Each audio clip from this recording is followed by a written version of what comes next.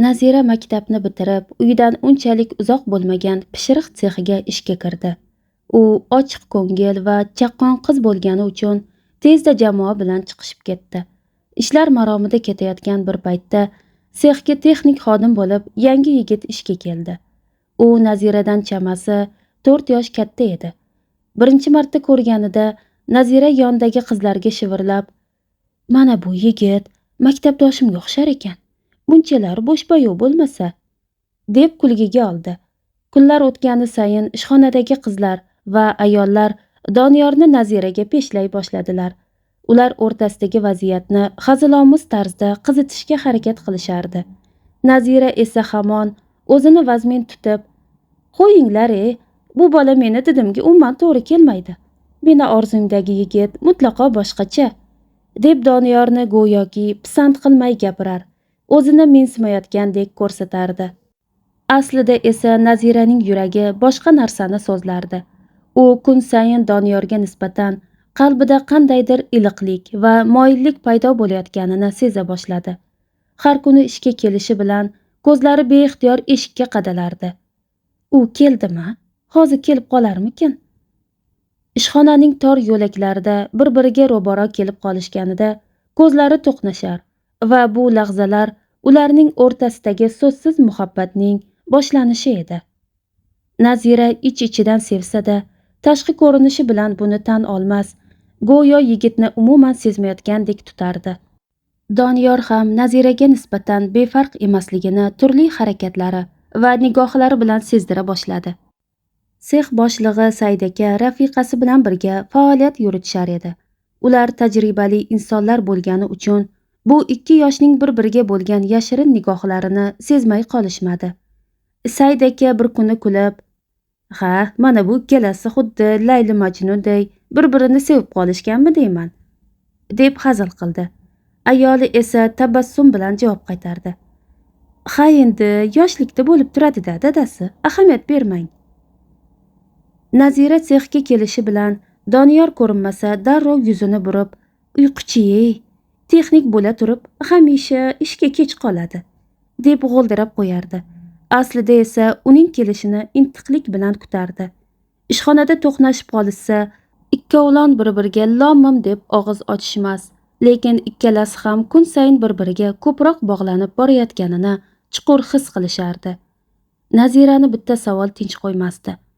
Nahotki shunchalar kelishgan yigitni suygan yori bo'lmasa?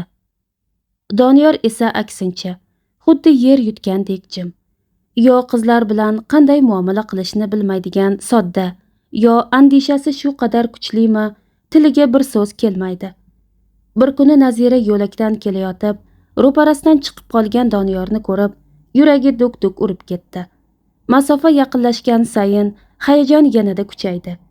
Ikkisi bir lahzaga bir-biriga so'zsiz tikilib qolishdi. Nazira nima deyishni bilmay shoshib, "Assalomu alaykum", deb yubordi. Doniyor ham xijolat bo'ldimi, yo so'z topa olmadimi, xijolatli tabassum bilan, "Sizda ortiqcha stakan yo'qmi? Suv ichmoqchi edim", dedi. "Bor, albatta", dedi Nazira va oshxonadan yugurib kirib stakan olib chiqdi. Doniyor stakanni ko'targancha hovlidagi suv jo'mragi tomon ketdi. Suvni qayta ichib, chanqog'ini bosgach, stakanni yuvib Nazirani yoniga qaytdi. "Rahmat" deya qizni qo'liga stakanni tutqazib, ortiga o'girildi. Shu lahzada Naziraning yuragi qafasdan chiqib ketgudek gupillab urar, yuzlari esa otashdek yonib qizarib ketgandi. U kiyinish xonasiga yugurib kirib, yuzini muzdek suv bilan yuvdi. Biroz o'ziga kelishga harakat qilib, ishiga qaytdi. Maktab davrida yigitlar ortidan yugurib, xatlar yozsa ham Nazira ularga parvo qilmagandi. Doniyorga kelganda esa nega bunday bo'lyapti? Nahotki bu haqiqiy sevgi bo'lsa? U tunlari tushida ham Doniyorni ko'ra boshladi. Bir kuni ish jarayonida qizlar bilan gurunglashib o'tirishganida Said akaning rafiqasi gap orasida, "Anavi texnik yigit biram kelishgana, hech kim unga viloyatli deb o'ylamaydi", deb qoldi. Nazira bexosdan, "Yo'q, qanaqasiga?" deb shoshirib gapirib yuborganini o'zi ham sezmay qoldi. Qizlar birdan qiyqirib kulishdi. "Xavotir olma, seni qishlog'iga olib ketib qolmaydi. Nazira yer yorilmadi-yu, yerga kirib ketmadi. Tilim qursin deya o'zini koyidi. Kechki payt ish tugab uyga ketishga chog'lanayotganida Said aka va Doniyor ham yo'lga chiqishdi. Nazira, yur, seni ham uyingga tashlab o'tamiz. Yo'limiz bir ekan. Doniyorni ham bekatgacha tashlab qo'yamiz, dedi Said aka. Said aka rulga o'tirdi. Old o'rindiqqa Doniyor joylashdi. Orqada esa Nazira va Said akaning rafiqasi o'tirdi. Nazira ortdan bo'lsa-da, Doniyorning siymosiga to'yib tikilardi. Xayolan, qani endi butun umr birga bo'lsak, ertani kutish ham biram qiyin, deya o'ziga o'zi pichirladi. Oldidagi ayolning gaplari qulog'iga kirmas, u xayol ummonida suzardi. Birdan Lola opa, Nazira, xayolingiz qayerda? Gapimni eshityapsizmi o'zi? Deb kulib yubordi. Doniyor ham miyig'ida jilmayib qo'ydi. Ha, opa, eshityapman. Biroz charchabman shekilli, shunga o'ychan ko'rinyapman, deb boshini mashina oynasiga suyadi va ko'chaga termulgancha xayol surishda davom etdi. Said aka uni uyiga eltib qo'ydi. Uyga kirib, yotog'iga cho'zilgach, ko'zini yumsa ham ro'parasida faqat Doniyorning siymosi turardi. Ertasi kuni Nazira ishga kelishi bilan o'zini ishga majburlab ko'mishga harakat qildi. Biroq xayoli baribir Doniyor ishlaydigan burchakda edi. Bahona kerakmi yo'qmi, qiz bir amallab u ishlaydigan tomonga o'tib qolar, go'yo tasodifan ro'baro kelishni kutardi. Agar Doniyor kun davomida bir necha bor ko'ziga tashlanmasa, Naziraning ko'ngli g'ash bo'lib, o'zini xuddi nimanidir yo'qotib qo'ygandek his qilardi. Agar biron sabab bilan yigit ishga kelmay qolsa yoki ko'rinish bermasa, o'sha kuni Nazira uchun 1000 yilga teng bo'lib, ishining ham barakasi qochardi. Kunlar shu tariqa o'tardi. Bir-birlariga nigohlari tushgan har bir lahza go'yo yuraklardagi muhabbat o'tini yanada alanglatardi. Doniyor esa o'z ishiga shunchalik sidqidildan yondashardiki, uni bir kun ham ishda ko'rmay qolmaslik Nazira uchun imkonsiz edi. Nazira esa Doniyorni ko'rish ishtiyoqida yonib, har kuni ertalab eng birinchi bo'lib ishga oshiqardi. Garchi ikkovlon hamon so'zlashmasalar-da, nigohlar tilida muloqotlari tobora chuqurlashib borardi. Yozning jazirama kunlarining birida Nazira oilasi bilan toqqa 3 kunlik hordiqqa yo'l oldi. Said akadan ruxsat olib ketgan bo'lsa-da, xayoli butunlay ishxonada qoldi. Men yo'q paytimda boshqa qizlar unga ko'z suzmasmikin? Degan o'y uni tinch qo'ymas, ko'ngli g'ash edi. 3 kunlik sayohatdan qaytishi bilan ishga kirar-kirmas ko'zlari beixtiyor Doniyorni qidira boshladi. Uning sarosimaga tushganini payqagan sho'x qizlardan biri kinoya bilan: "Nazira, Doniyorni qidiryapsanmi? U ketdi, endi bu yerga qaytmaydi", deb qoldi. Nazira hayratdan qotib qoldi. Qanaqasiga? Nega? U bu yerda doimiy ishlash uchun emas, shunchaki tajriba orttirish uchun kelgan ekan, dedi qiz sovuqqonlik bilan. Bu xabar Nazirani qalbini yanchib o'tgandek bo'ldi. Endi uni qayta ko'rolmasligini o'ylasa, ich-ichidan muzlab ketardi. Tog'dan qaytgan kuni yo'q eshitgan bu noxush xabari butun vujudini chulg'ab oldi. Qo'li ishga bormas, tushlikka ham chiqishga xohishi yo'q edi. Yigitga shu qadar bog'lanib qolgan ekanki, uning ketishi Nazira uchun og'ir judolikdek tuyuldi. Har kuni ishga zo'rg'a borib kelar, ish jarayonida ham eshikka termulishdan charchamasdi. Go'yo Doniyor hozir eshikdan kirib keladigandek. Kelmasligini bilsa-da, kutishdan to'xtamasdi. Doniyor unga biror marta ham sevgi izhor qilmagan, hatto shunga yaqin so'z ham aytmagan edi. Ammo yigitning ayollarga bo'lgan iltifoti, qarashlaridagi samimiyat va o'sha nurli tabassumi Nazirani butunlay o'ziga rom etgan edi. Hatto yigitning boshqa viloyatdan ekanini bilganida ham Naziraning unga bo'lgan mehri so'nmadi. Faqat otasining qat'iy fe'li uni qiynar. Otasi qizini o'zga viloyatga uzatmasligini yaxshi bilardi. Endi uni qayerdan topaman? Yana qachon ko'raman? Degan savollar kundan kunga uni yeb bitirardi. Nazira Doniyornikiga boradigan yo'llarni qisman bilar edi. Shu sababli o'sha tarafga yo'li tushsa, ko'zlar bilan atrofni alang-jalang kuzatar, Bir marta bo'lsa ham uning soyasini ko'rishni orzu qilardi. Lekin taqdir uni biror marta ro'baro qilmadi. Bir kuni ishxonada onasiga qo'ng'iroq qilish kerak bo'lib qoldi. O'zi telefon ishlatmagani uchun Zayd akani telefonini so'rab turdi. Raqamini terayotib, ekrandagi kontaktlar orasida Doniyor texnik degan yozuvga ko'zi tushib qoldi. Nazira shoshib raqamni yodlab oldi. Ichida nimadir yorishgandek bo'ldi. Endi uni hech bo'lmasa ovozini eshitishga imkon tug'ildi. O'sha kundan boshlab qachonki imkon topsa, kimdandir telefon olib, yashirincha Doniyorning raqamiga qo'ng'iroq qiladigan bo'ldi. Doniyor "alo" degan zahoti yuragi gupillab urib, go'shakni bosib qo'yardi. Ba'zan yigit "Alo, kim bu?" deb qayta-qayta so'rasa ham qiz sado bermay eshitib turardi. Bu mashg'ulot unga biroz taskin bersa-da, qalbidagi bo'shliqni to'ldira olmasdi. Ishida esa tobora sovuqqon, loqayd bo'lib borardi. Nihoyat bir kuni "Sog'ligim sababli dam olishim kerak" deb boshliqdan ruxsat oldi.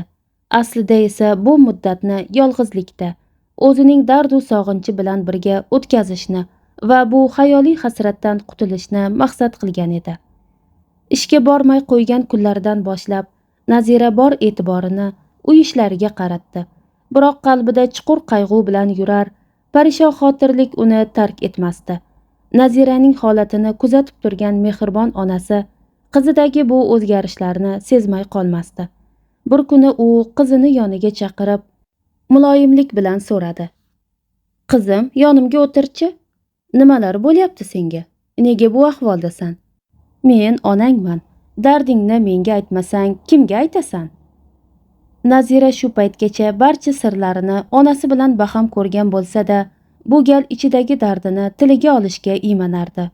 Ammo ich-ichidan qiynalayotgani, bu sirni yanada uzoq saqlasa, kasal bo'lib qolishini anglab, onasini tizzasiga bosh qo'ydi-da, yig'lab yubordi. U ko'nglini chulg'ab olgan butun iztiroblarini, Doniyorga bo'lgan sog'inchini to'kib sochdi. Onasi qizini sukut bilan tingladi. Keyin esa qizim, bir yigitni ishqida shunchalik qo'ydingmi? Qarang-a, o'sha yigit meni qizimni izlariga zor qilib ketibdi-ya", deb kulib qo'ydi. Nazira esa to'xtamay yig'lar, onasidan najot kutardi. "Oyjon, nima qilay? Juda ham qiynalib ketyapman. Raqamini bilaman, biror bahona bilan qo'ng'iroq qilsammikin? Balki ovozini eshitsam, ko'nglim taskin topardi." Qizini bu ahvoliga achingan ona uni koyishdan ko'ra qo'llab-quvvatlash to'g'riroq deb bildi.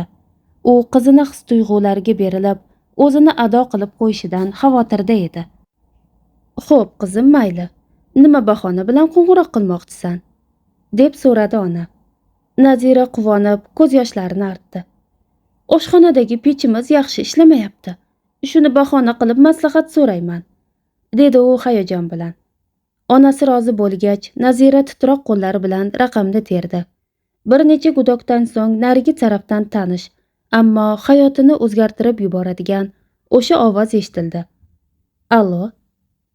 Nazira ilk bor yashirin raqamsiz, ochiqdan ochiq qo'ng'iroq qilayotgan edi. "Assalomu alaykum", dedi-yu qo'llari bo'shashib, tanasidan muzdek titroq o'tib ketdi. "Va alaykum assalom. Kim bu?" deb so'radi Doniyor. "Men haligi pishiriq pechimiz yaxshi ishlamayapti, shuni qanday tuzatsa bo'ladi deb so'ramoqchi edim", dedi Nazira o'zini yo'qotib. Doniyor bir zum jim qoldi-da, "Nazira, bu sizmisiz?" dedi. Bu savoldan Nazira hushidan ketgudek bo'ldi. Ziyrak yigit qizning tovushidan uni darhol tanigan edi. Nazira titroq ovoz bilan iymanibgina, "Ha, menman. Meni qayerdan tanidingiz?" deb so'radi. "Ovozingizni eshitishim bilan sizligingizni sezdim", dedi Doniyor samimiy. "O'zingiz yaxshimisiz? Ishxonada ishlar qalay? Charchab qolmayapsizmi?" Nazira hayajon va sevinch aralash, "Hammasi yaxshi, faqat biroz vaqtga ruxsat olgan edim", dedi. "Nega, tinchlikmi? Siz ishni sababsiz qoldirmasdingiz-ku", deya tashvish bildirdi yigit. "Hammasi joyida, shunchaki uyda ozgina yumushlarim bor edi", deb javob qildi qiz. Doniyor xotirjam bo'lib, "Unday bo'lsa yaxshi. Bizda nima xizmat, Nazira? Yordamim tegsa xursand bo'laman.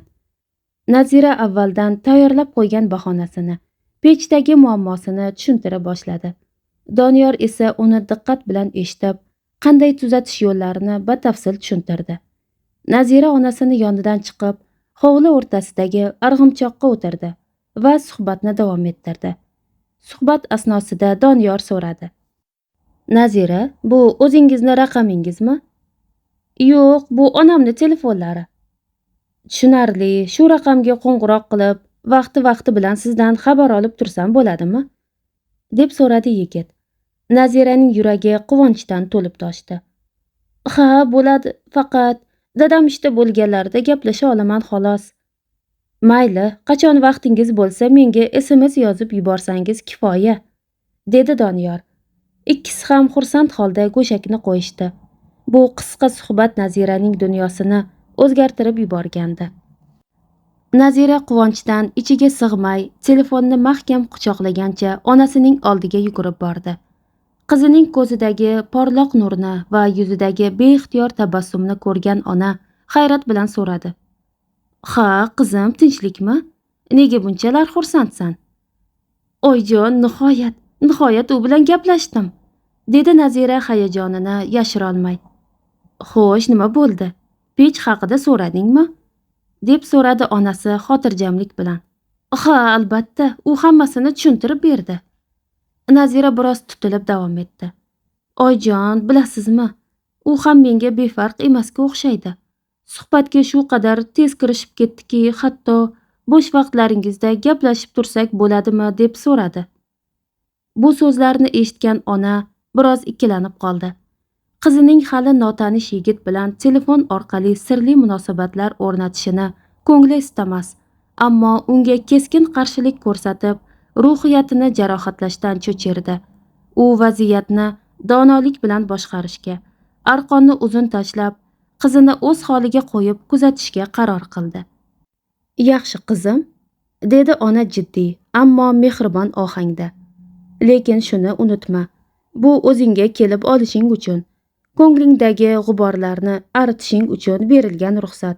Bu degani u bilan har doim gaplashib yurish mumkin degani emas.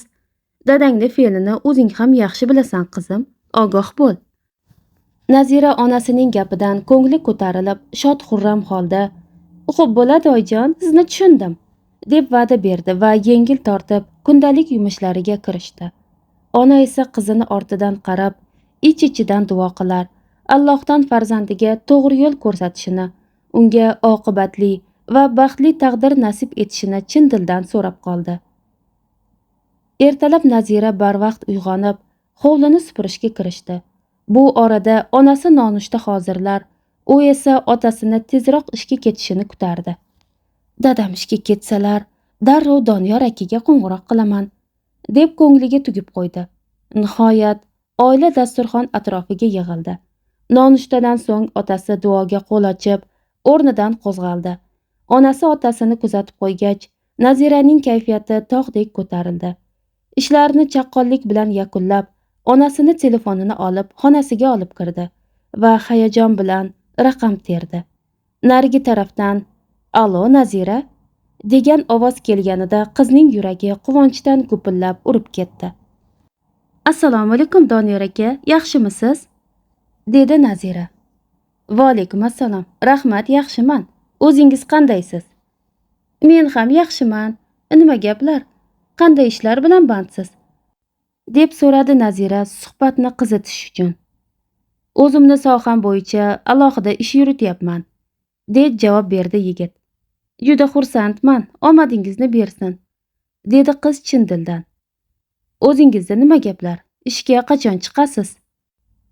Nazira biroz o'ylanib, samimiy javob berdi. "Hademay ruxsat olgan muddatim ham tugaydi, lekin ishga borgim kelmayapti. Siz yo'qligingizdan keyin u yerni qizig'i ham qolmadi", deb kulib qo'ydi. "Iya, nega unday deysiz? Axir biz u yerda yonma-yon ishlamas edik-ku", deya hazilomuz jilmaydi.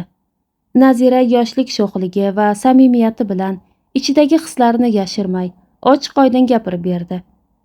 "Maylimi, sizni o'zimga yaqin olib Doniyor aka deb murojaat qilsam?" deb so'radi uyalibgina. Doniyor yumshoq ohangda: albatta, sizga qulay bo'lsa bemalol. Men ham sizni yaqin olib, senlasam maylimi? Nazira mamnuniyat bilan: ha, albatta, sizga shunday qulay bo'lsa mayli, deb rozi bo'ldi. Nazira o'zi haqida so'zlab berdi. Doniyorga turli savollar yo'lladi. Nazira tinimsiz gapirar, Doniyor esa goh jilmayib, goh muloyimlik bilan uni tinglardi. Nazira gap orasida: ko'p gapirib sizni zeriktirib qo'ymadimmi? Deb so'rab qo'yardi. Doniyor esa bajonidil uni tinglashga tayyorligini bildirar.